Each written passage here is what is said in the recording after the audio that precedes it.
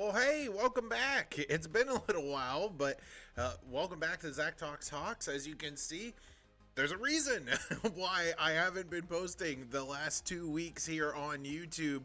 Gonna take a look here at my sound quality and all this stuff as well. Just trying to make sure that everything's all set up here in my new setup here. We just simply had to rearrange things in the basement and had some electrical work done and basically been running around like crazy trying to get the new setup here so that we can do this show. My name is Zach, and this is Zach Talks Hawks, the place where we do talk about Seahawks football, and I'm so excited to get back here with you and to talk about what has been for this team.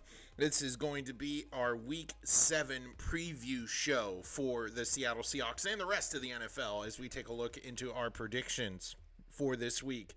Seattle's got a really tough matchup leading into this Sunday. They are in about as a much-win situation as you can possibly get with losing 3 straight, and they are just banged up, and they're frantically signing old free agent players to try to patch up the holes in what looks like a damaged sinking ship, trying urgently to save their season, going up against a very upstart Atlanta Falcons team led by Kirk Cousins. I'm super excited for this matchup. I am eager to see how this team is going to take a look at the different weapons that Atlanta has. This game for Seattle will be won based off of their defense and making sure that the many weapons that the Atlanta Falcons have are stymied when they try to use them. It's been a very frequent theme throughout this NFL season that when Seattle plays a team with a tight end that has the ability to walk, that tight end has the ability to have a fantastic game. And if you've watched any Atlanta Falcons football, you know that they have a couple big body wide receivers and a couple really good tight ends that make that offense go.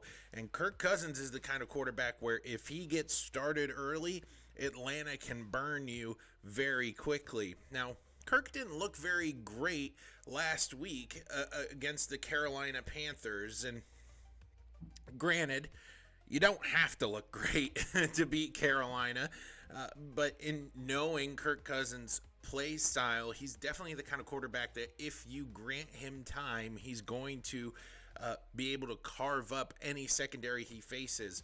And this is a main concern for the Seattle Seahawks. Although their pressure numbers seem to be pretty good, all those numbers happened at the beginning of the season when they were winning. They had a huge gap on the rest of the NFL when it came to QB pressures.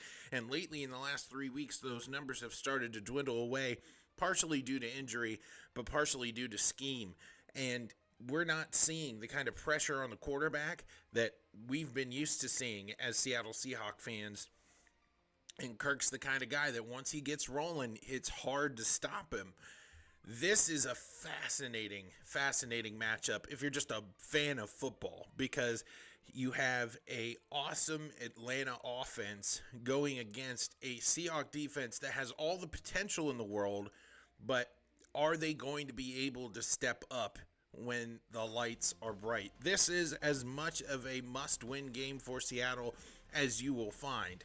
Their lead in the division is gone after losing to San Francisco. It just seems like they need a win in order to preserve playoff hopes. And now you're going on the road versus another NFC opponent that has their eye on winning their division, going far in the playoffs.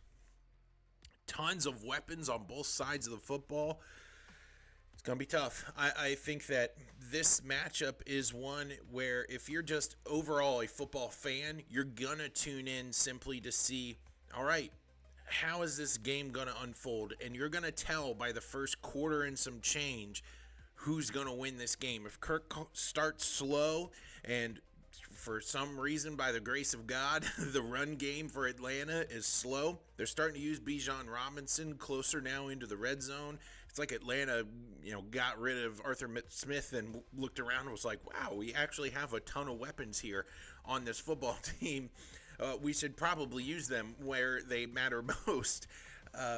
If Seattle's able to step in the gap and be the team that they are schemed up to be, this could be a fascinating football game. It could be a great back and forth game where offenses are just trying to slug it out against one another. However, we have seen in the past few weeks that this Seattle Seahawks defense is not up for the task when playing pass defense. We had Daniel Jones, for goodness sake, have a career game against the Seattle Seahawks. Most quarterbacks right now, if you play this team, they're going to start out hot, and that doesn't bode well for this team.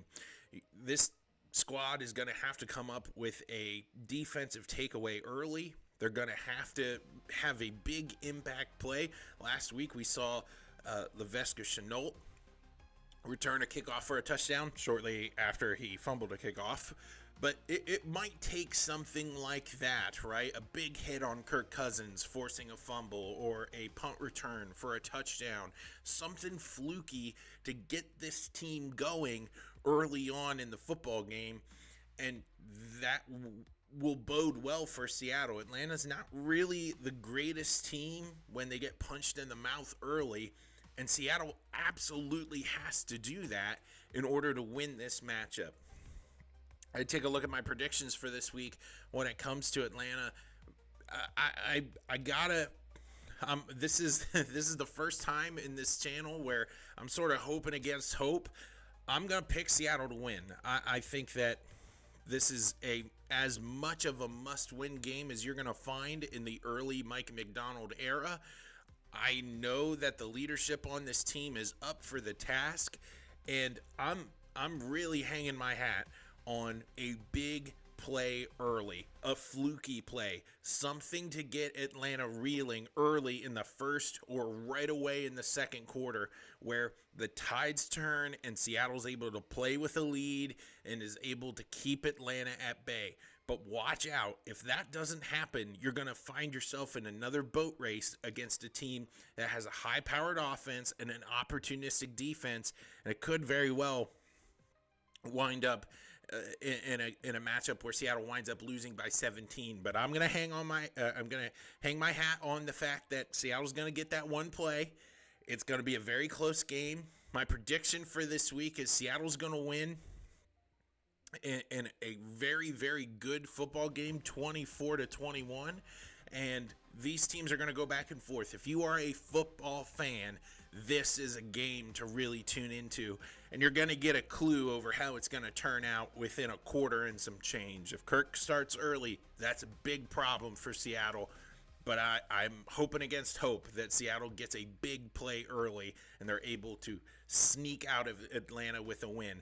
I don't see a reality where Seattle wins this game comfortably. It might be a last-second field goal, but I don't see them winning this by multiple possessions at all. In fact, I have trouble seeing them winning this by 7 points. I think this team is going to have to fight and claw their way for a very important season-defining win at Atlanta. Let's take a look here at our rundown. It got dark in here all of a sudden. I have my rundown here. Although I haven't been posting here on YouTube, I have been making predictions throughout the last few weeks, and we've wound up okay. It was sort of shaky there for a little while, but generally speaking, we've went 500 since we've been gone. A couple games below 500, but anywhere close to that for me is a positive, after this is my first time doing predictions on the internet. So I'm feeling pretty good about that 45-47 record for the NFL season. Just 2 games under 500. Been doing pretty good with upsets lately. As the NFL season wears on, it's harder and harder to pick upsets, and got 2 in a row over the last 2 weeks to claw us back to 500. Let's take a look at the NFL slate before your Thursday night game. Let's dive into that right away. Denver goes on the road and plays in New Orleans. Not really sure about this matchup at all. Sean Payton is not looking very good as the Denver Broncos head coach. Bo Nix I don't know, man. I don't think they have a quarterback of the future in Bo Nix. He had a terrible passer rating, terrible numbers last week until the game was well out of hand, and then he started to actually play. It's funny, Russell Wilson did that kind of stuff in Denver too, where he was slow throughout the whole game. The game would get away, and then he'd put up his numbers. So they're kind of repeating history over there. And they're going to play Spencer Rattler, who had a pretty decent NFL debut last week. He was able to come out there with New Orleans, and they looked like a competent club. Didn't quite, I mean, he had some rookie moments, but he looked like a fairly solid quarterback, and I was very excited for this signing. I hate it for Derek Carr. I'm a big Derek Carr fan, but I just think New Orleans is a bit too talented here at home. They're going to handle Denver pretty easily. I think this game's going to be settled by at least 2 scores.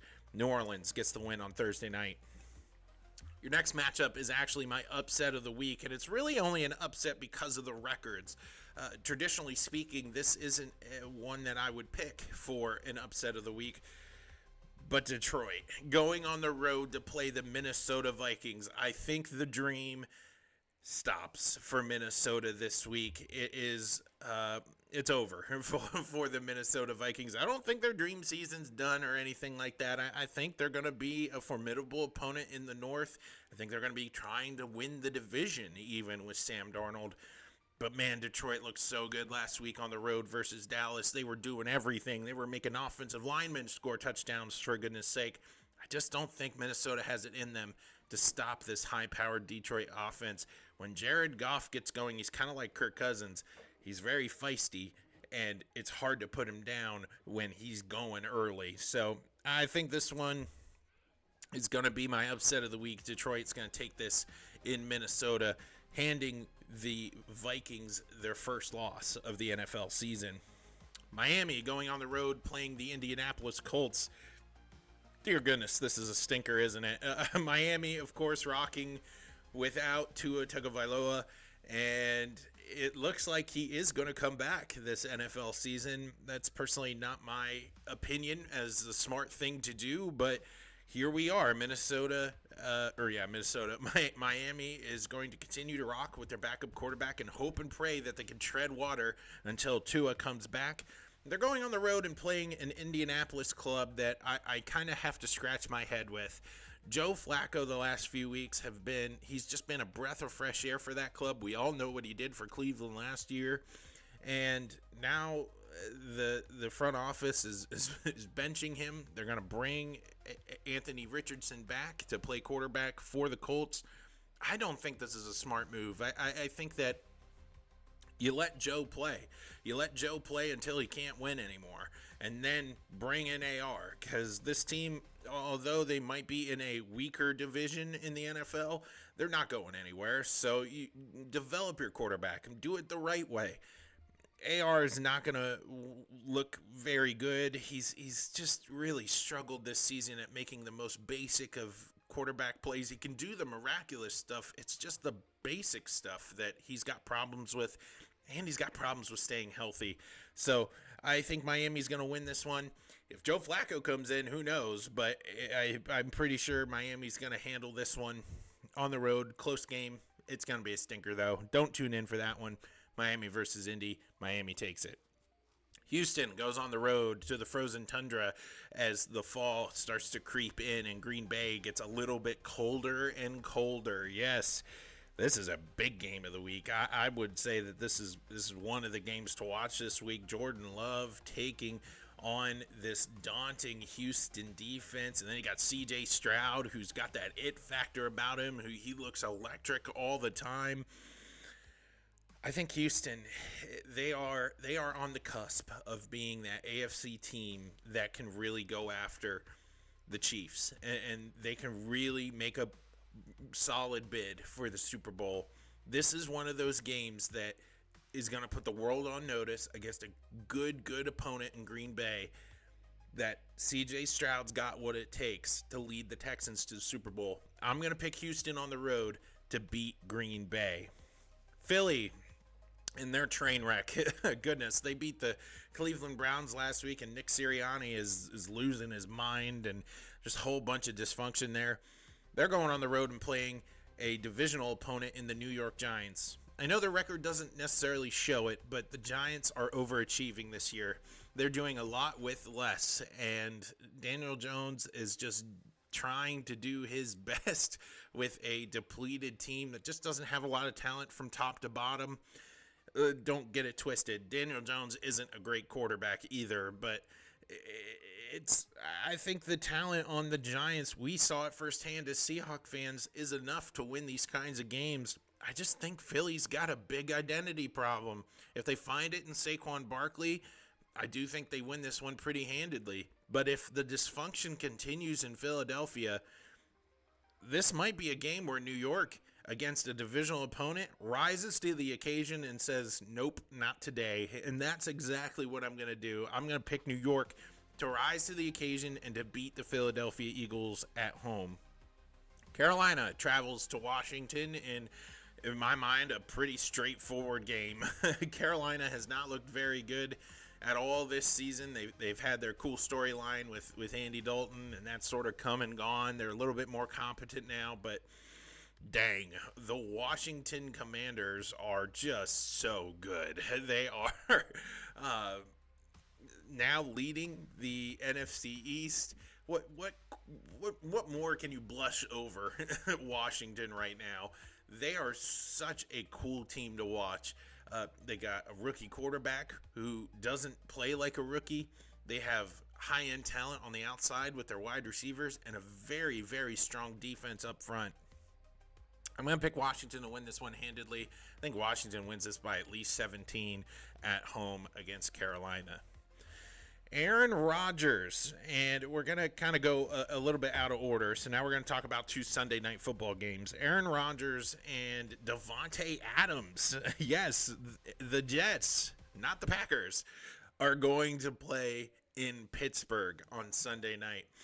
The storylines write themselves here in New York. It's definitely a time in which we kind of scratch our heads and wonder what team in the NFL won't let Aaron Rodgers run the club. Robert Saleh gets fired. You get their defensive, their DC, now the interim head coach, and you switch offensive play callers. You kind of sort of shuffle the board. You have the opportunity to write the narrative against a Buffalo team on Monday night, and they fall flat on their face. It's not a great game from New York, and then the next day they sign Davante Adams. So Aaron gets his buddy, which is the thing that you do when you sign Aaron Rodgers, going toe-to-toe with the Pittsburgh Steelers, who may or may not start Russell Wilson this week. Mike Tomlin just needs to pick a quarterback and stick with him. He's given Russell first team snaps right now, which is pretty cool because Russ is now healthy, I guess. But Justin Fields hasn't played terribly. His stats don't indicate that. It's just the Pittsburgh offense has trouble getting off the ground. Man, if TJ Watt ever goes down, it is going to be a terrible season for the Steelers. But as long as Superman's on the field, they always have a chance, and that's why I'm picking Pittsburgh to win against the Jets on Sunday night. The other Sunday night game is the stinker, the granddaddy of them all. Goodness gracious, I can't believe this.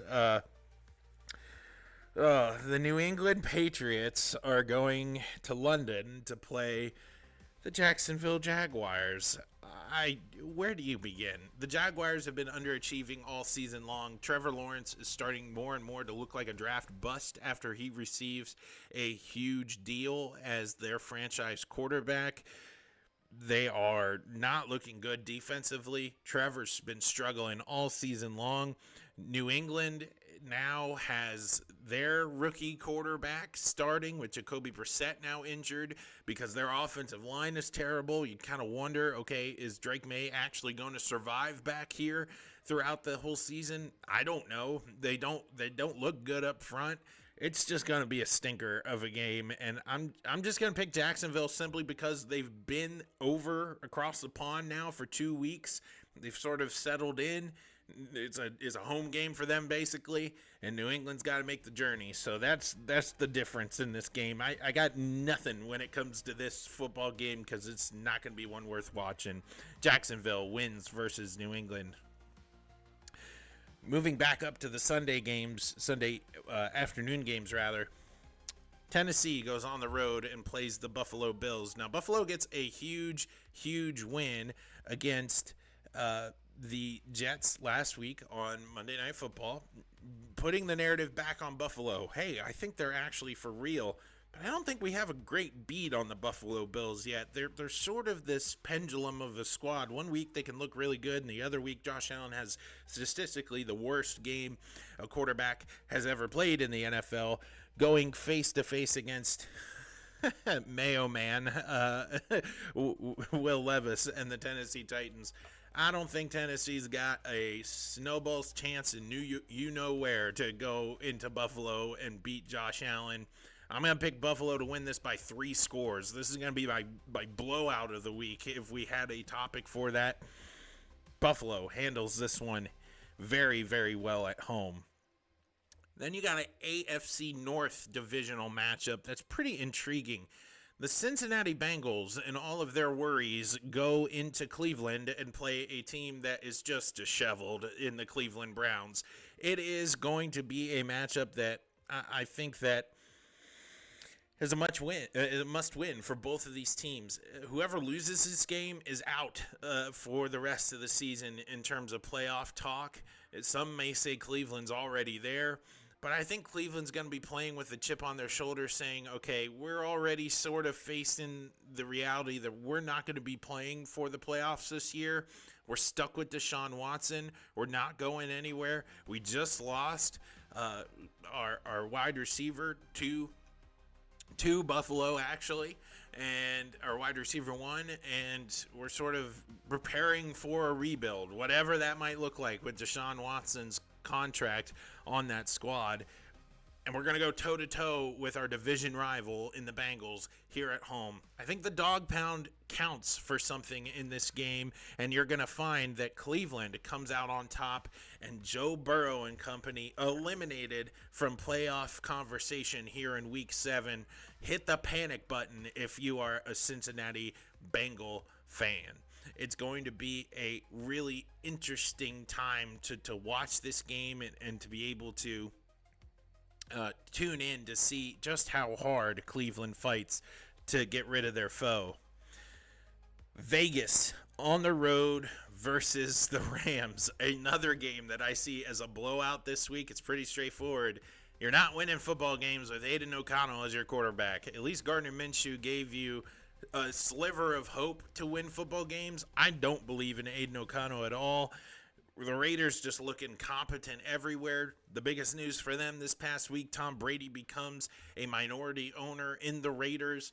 He said in his presser, a commitment to excellence is going to be brought to Vegas. It won't happen with Aiden O'Connell at the helm. You're playing a Rams squad who, much like the Seahawks, they are in a must-win for their playoff hopes. They got to keep the ball rolling. And they are too talented to fail, I think, against the Raiders at home. I'm picking the Rams to win this one pretty easily. Then you get a really cool matchup that I think should be a primetime game, but isn't. You have Kansas City on the road at San Francisco as two juggernauts meet together to duke it out on the gridiron. Kansas City is a weird undefeated team.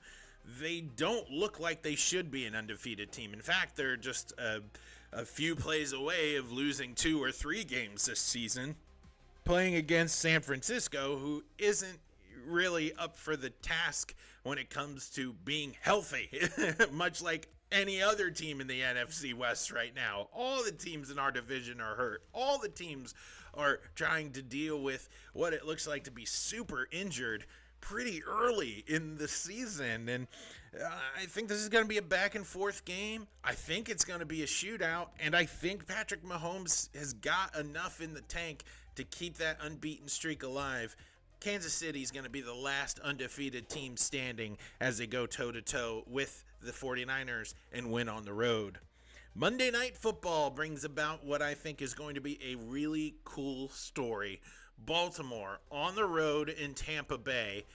This is one of those stories, and I feel like it happens every year with Baker Mayfield. Baker goes off and has a tremendous football game, like 5 touchdowns and 350, 380 yards, and he's seeing the field well, and he's hitting everything, and everybody's like, oh man, look at Baker Mayfield, and he's part of the news cycle for a week, and then he sort of fades away.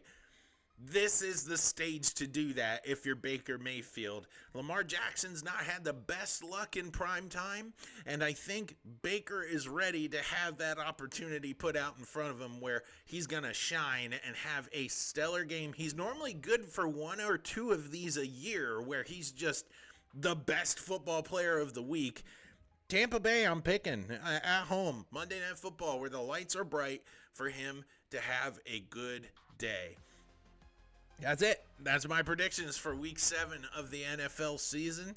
I hope next time I talk to you will be on, it will be Tuesday after a Seahawks win versus Atlanta. We'll go over what happened in that game, talk about the week that was in our recap video. Now that everything is all set up, I'm able to get back to the channel and talk to you.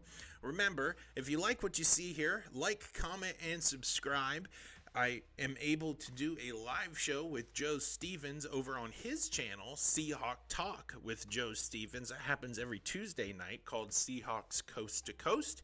And if you want to catch live streams here on this channel, we are going to be live streaming reaction content every single Seahawks primetime game this season. So not this week, but we'll see what opportunities lay upon the horizon for this club for me to go live to talk to you guys. Well, we've talked enough Hawks today, and I hope you are excited as I am for their awesome matchup against Atlanta. In the meantime, my name is Zach. Keep talking Hawks, and I'll talk to you again real soon.